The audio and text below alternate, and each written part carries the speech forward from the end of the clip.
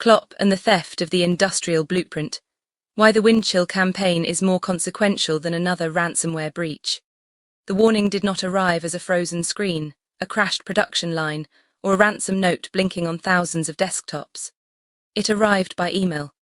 Beginning on July 20th, employees at affected organizations began receiving messages with the subject line, Windchill PDM link module serious data leak.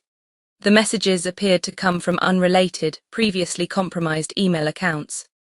They were sent broadly, sometimes to hundreds of people inside a single organization, and directed recipients to contact addresses associated with Cl0p. Cl0p, written with a zero but pronounced Cl0p, is still routinely called a ransomware group. That description is historically accurate and operationally misleading. The operation emerged in 2019 with file encrypting malware, but its most consequential campaigns now often dispense with encryption. There may be no dramatic shutdown and no recovery screen. The attackers exploit an enterprise application, quietly remove the information concentrated inside it, and reveal themselves only when the extortion machinery is ready. This time the target was PTC Windchill and its retail-focused relative Flex-PLM. These are product lifecycle management platforms, systems used to organize the information from which physical products are designed, approved, manufactured, maintained, and eventually retired. If ordinary document storage is a corporate filing cabinet, a mature product lifecycle system is closer to the memory of the engineering organization. It may hold computer-aided design files, bills of materials, product configurations, supplier relationships, manufacturing instructions, quality records, test results, regulatory documentation, service histories, and the record of who changed what, when, and why. That makes the Windchill campaign something more troubling than another theft of business files. Cl0p has reached a repository that can describe not merely what a company owns, but how its products come into existence. The group did not need to seize control of a factory to acquire information about the factory's dependencies, decisions, and vulnerabilities. It went after the industrial blueprint, the ransomware operation that outgrew ransomware. Cl0p's evolution is a useful history of modern cyber extortion. Early ransomware crews broke into one organization at a time, spread across its network, encrypted large numbers of systems, and demanded payment for a decryption key. The model was destructive, noisy, and labor-intensive. It required attackers to defeat endpoint defenses, obtain elevated privileges, move laterally, and reach enough machines to create a crisis. It also gave defenders an obvious incident: systems stopped working. Cl0p became one of the most effective practitioners of a more scalable alternative. Instead of beginning with a victim, begin with a product used by many victims. Instead of roaming through every network, compromise an application already designed to aggregate valuable data. Instead of spending days encrypting infrastructure, steal what the application has been entrusted to hold. One good vulnerability can then become the entrance to dozens, hundreds, or even thousands of organizations. The pattern was visible in the 2020 and 2021 exploitation of Cl0p's legacy file transfer appliance, where attackers used multiple previously unknown vulnerabilities and installed a web shell called Due Mode.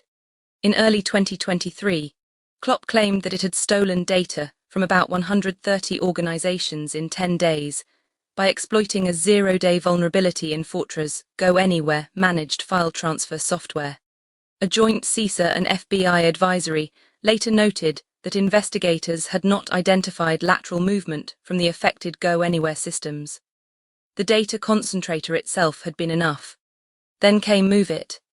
In May 2023, attackers began exploiting a previously unknown SQL injection vulnerability in Progress Software's MoveIt transfer platform.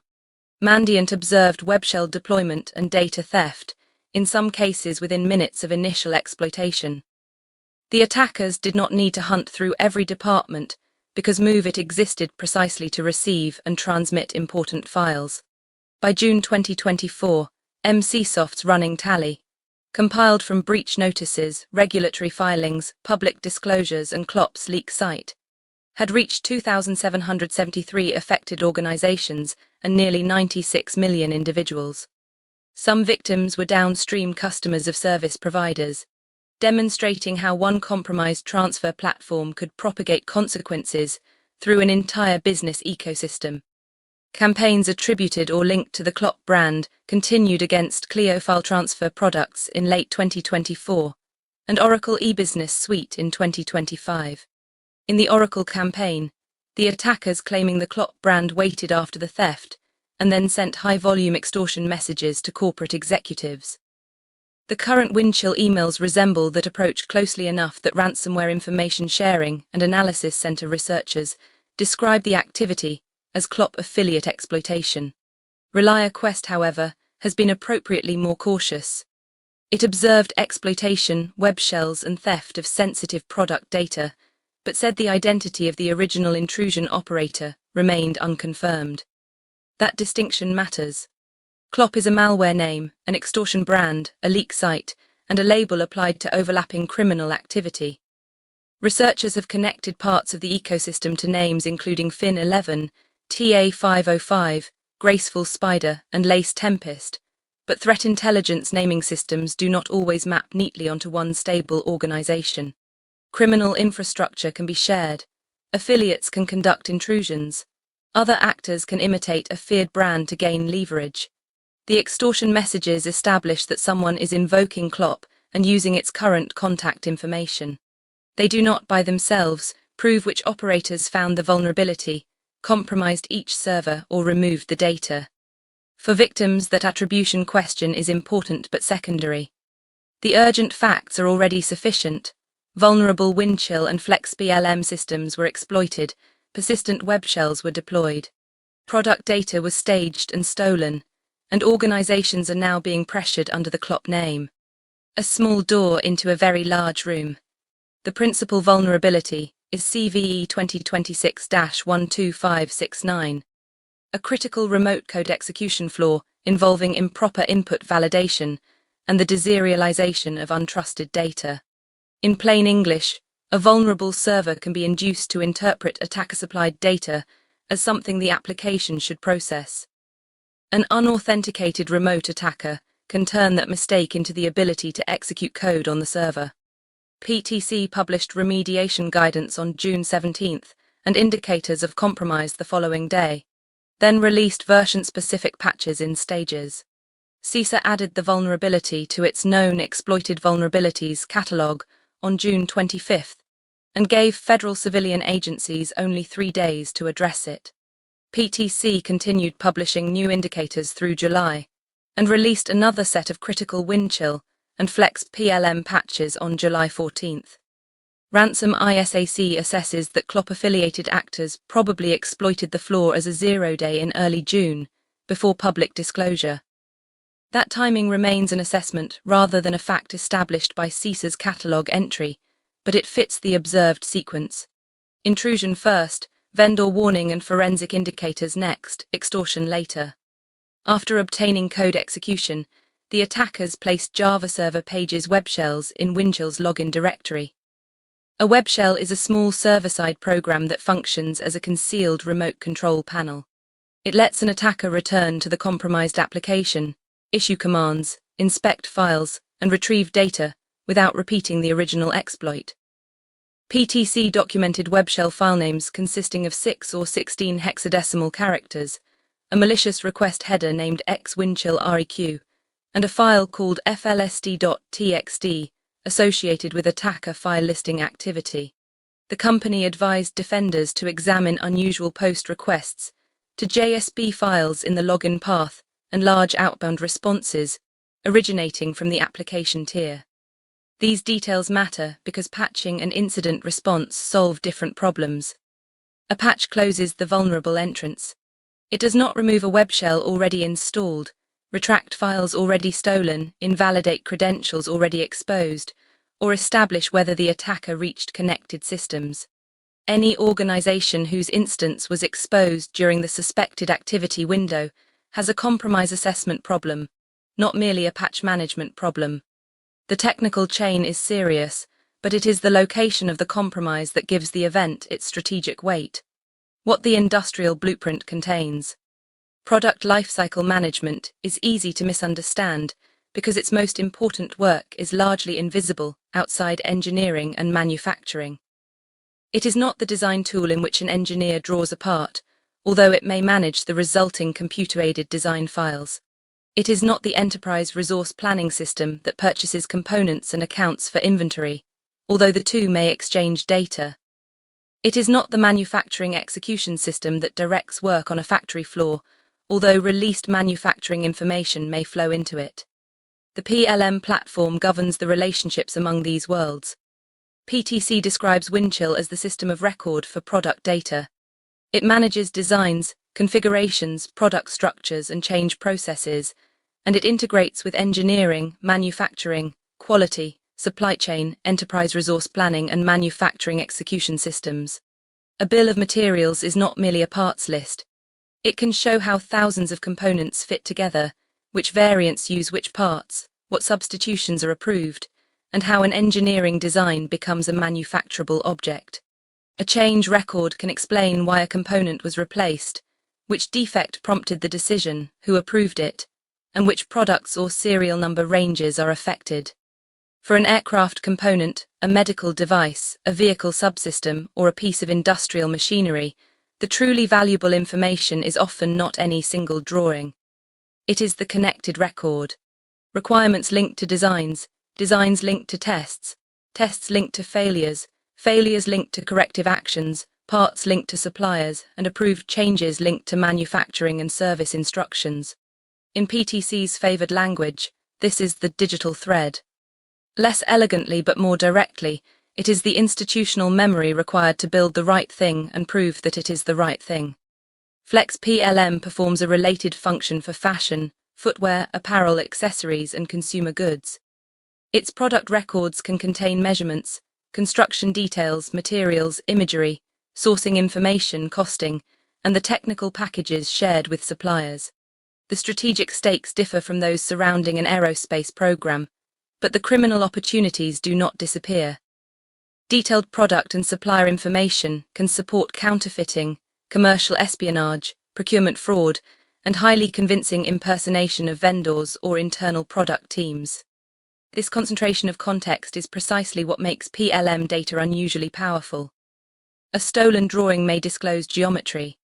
A stolen product lifecycle repository may disclose geometry, materials, tolerances, approved alternatives, unresolved problems, responsible engineers, supplier identities, production status, and the history of decisions that made the design possible. What criminals can do with that information? The immediate Cl0p objective is financial coercion. There is no public evidence that the current campaign is a state espionage operation, an attempt to manipulate designs, or a prelude to physical sabotage. Those distinctions must remain clear.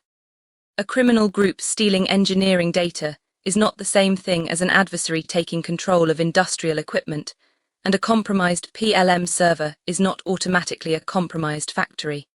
But not an operational technology intrusion does not mean ordinary data breach. Industrial information has a long useful life and several possible markets. Intellectual property can compress years of research for a competitor or counterfeit producer. Supplier and component records can reveal single-source dependencies, scarce materials, long lead items, and the smaller firms upon which a much larger manufacturer depends. Maintenance histories and quality records can expose recurring weaknesses that the public product literature never reveals. Project names, employee roles, and approval chains can make later social engineering attacks exceptionally persuasive.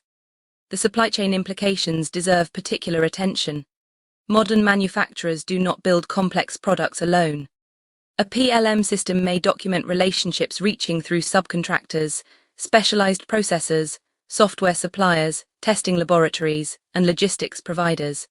The theft of one manufacturer's repository can therefore create an intelligence map of organizations that were never directly compromised.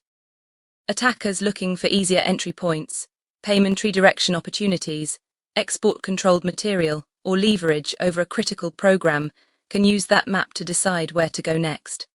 There is also a crucial difference between the loss of secrecy and the loss of trust.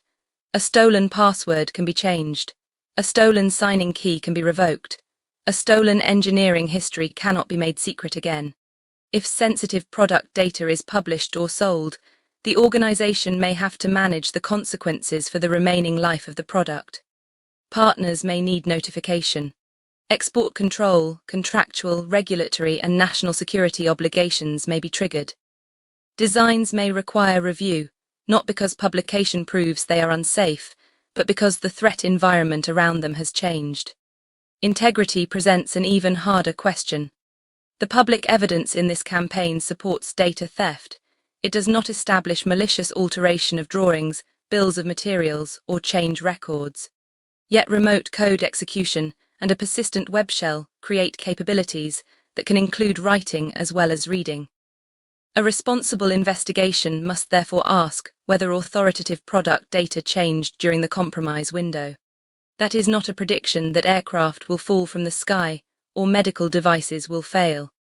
It is the sober consequence of losing administrative trust in a system whose purpose is to certify which version of a product is correct. NIST's manufacturing cybersecurity guidance treats the confidentiality and integrity of product data as mission concerns, because compromised information can affect trade secrets, product quality, production goals, and in the wrong circumstances, human or environmental safety. The appropriate response is not panic. It is verification. High-consequence manufacturers may need to compare critical released configurations, change approvals, work instructions, and quality records against independently trusted baselines.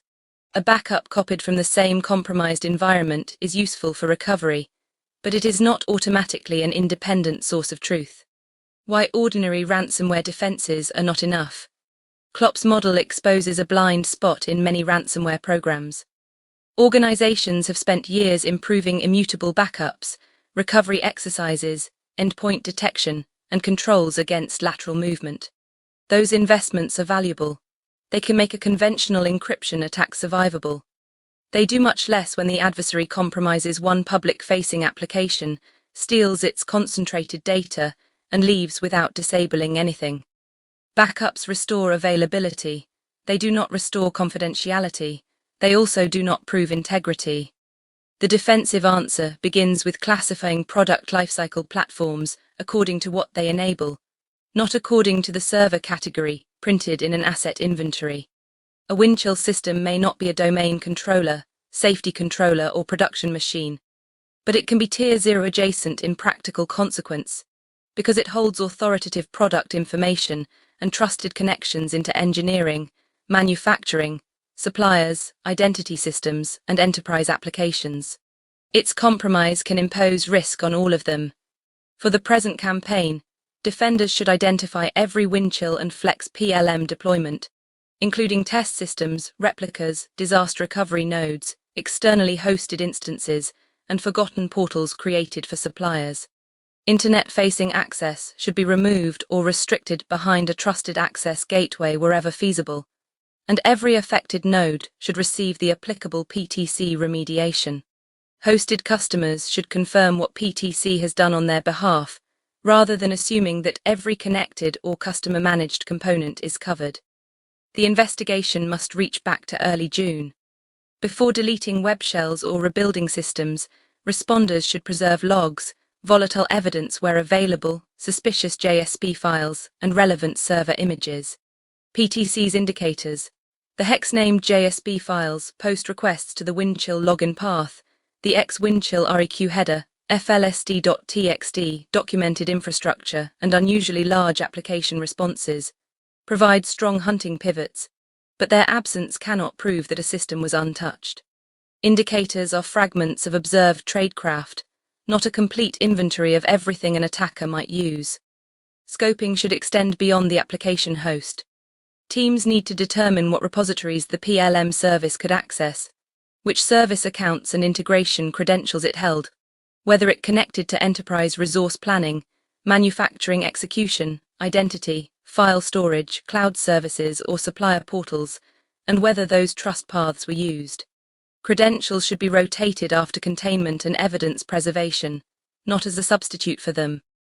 Egress telemetry, proxy records, load balancer logs, database auditing, endpoint data, and storage access histories may be more useful than the application log alone in establishing what left the environment. Engineering and quality teams belong inside the incident room. Cybersecurity personnel can determine how a server was compromised. They may not know which files describe a regulated device, which change record contains a safety rationale, which supplier document is export controlled, or which released configuration requires independent validation. Procurement, legal, privacy, compliance, and corporate communications may also have obligations that begin long before a victim's name appears on a leak site. In the longer term, manufacturers should reduce the amount of trust concentrated in one exposed application. Supplier access should be narrow, attributable, and time-limited. Service accounts should not carry broad standing privileges simply because an integration was difficult to configure. Administrative interfaces and application endpoints should be separated from public collaboration wherever the product allows it. File integrity monitoring should cover the application itself and critical released product records. Logs should be retained long enough to reconstruct a campaign that may remain quiet for weeks before extortion begins. Sensitive exports and abnormal bulk access should be visible as security events rather than treated as ordinary application traffic. Most importantly, organizations need a tested method for re-establishing trust in the digital thread after compromise. Disaster recovery asks how to restore the system. Engineering recovery asks how to prove that the product definition, its approvals, and its downstream instructions are still correct. Those are not the same exercise. The value of the cabinet. Cl0p's most important innovation was not a particular strain of ransomware, or even a particular exploit. It was recognizing that the fastest route to leverage is often the application into which an organization has already gathered the information it cannot afford to expose. File transfer platforms offered concentrated packages of sensitive documents. Oracle eBusiness Suite offered human resources, financial and operational records. Windchill offers something different: the structured memory of how products are conceived, changed, manufactured, supported, and trusted. That does not make every Windchill compromise an industrial catastrophe. It does mean that the possible consequences cannot be measured by counting stolen files. The current evidence supports a disciplined conclusion. Attackers exploited vulnerable product lifecycle systems, established persistent access, stole sensitive product data, and began an extortion campaign using the Cl0p name. It does not show that factories were controlled, designs were altered, or physical harm occurred.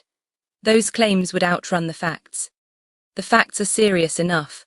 An adversary does not have to stop production to injure a manufacturer. It can expose the next product before launch, reveal the defect history behind the current one, map the suppliers on which both depend, and force the company to question whether the system recording its engineering truth can still be trusted. For years, industrial cybersecurity has concentrated, understandably, on the machines that make things.